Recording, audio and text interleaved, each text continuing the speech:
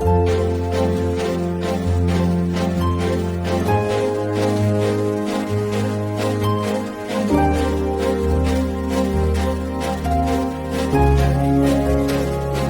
की बात हुई, लेकिन आज एक और इतिहास का प्रसंग मित्रों हम सब ने देखा। पूज्य आचार्य श्री ने जहां निर्यापक पद की प्रतिष्ठा की थी, पूरे विश्व में इस पद की चर्चा है, अन्य संघों में भी चर्चा है।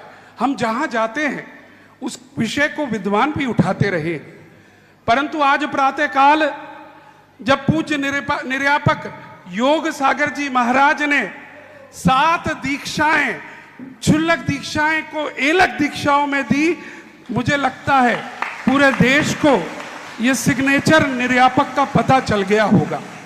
परंतु फिर भी पुनः पूज्य गुरुदेव, क्योंकि अन्य संघों में भी जाने का सौभाग्य मिलता है, अनेक विद्वानों के बीच में भी जाने का सौभाग्य मिलता है, परंतु अभी भी देश में इस आपने कई बार स्पष्ट किया है, लेकिन निर्यापक के प्रति अभी भी लोग घूम रहे हैं या जान करके घुमा रहे हैं। पुनः एक बार हम चाहेंगे इस मंच के माध्यम से निर्यापक की स्पष्टता यहां पर कहें तो आनंद आएगा। अब इसी से मैं बचता आया हूं अभी तक।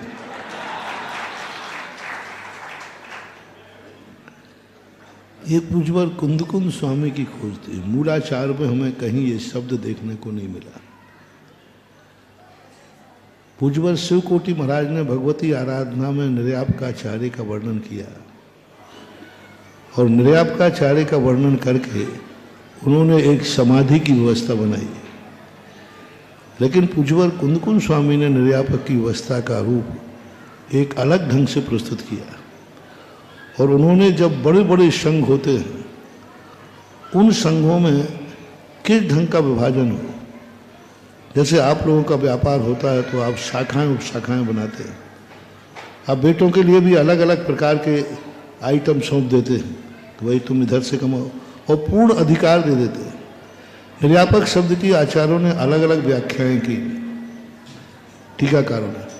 प्रभाचंद जी ने निर्यापक शब्द को आचार्य पद का ही एक रूप माना। उन्होंने ये बनाया कि आचार्य एक मूल आचार्य होते हैं और उनके संग बड़े होने से और भी अनेक आचार्य होते हैं। उन अनेक आचार्यों की व्यवस्था का रूप उन्होंने निर्यापक शब्द से संबोधन किया। आचार्य ज्ञान सागर महाराज जो हमारे दादा गुरु हैं, उन्होंने भी निर्यापक शब्द का ऐसा ही आचार्य पद का पर्यायवाची माना। जयसेन स्वामी ने इसको 2 रूप में स्वीकार किया।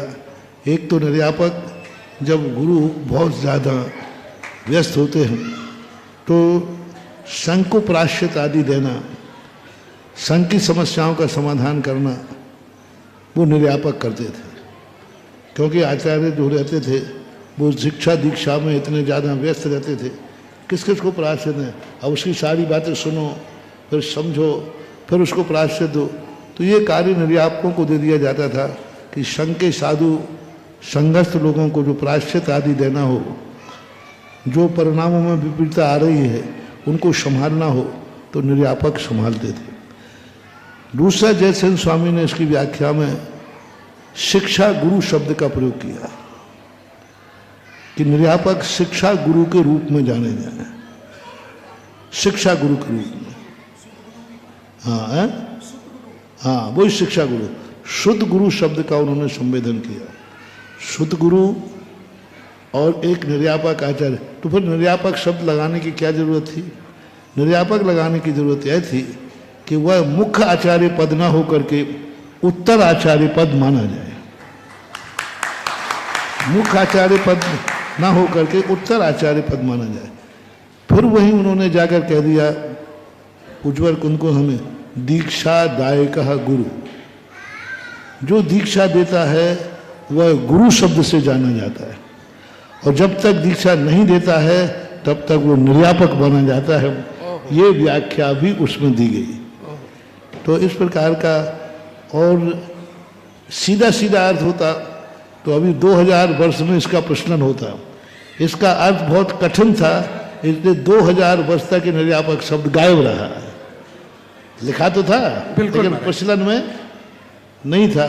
पूज्य आचार्य महाराज ने ऐसी प्राचीन वस्तु को निकालकर जगत के लिए दिया है। और देखो इसका आज शुरुआत हमारे महाराज अग्रज योग सागर महाराज ने शुरुआत की, जो आपने भी बताया, मैंने भी सुबह बोला था।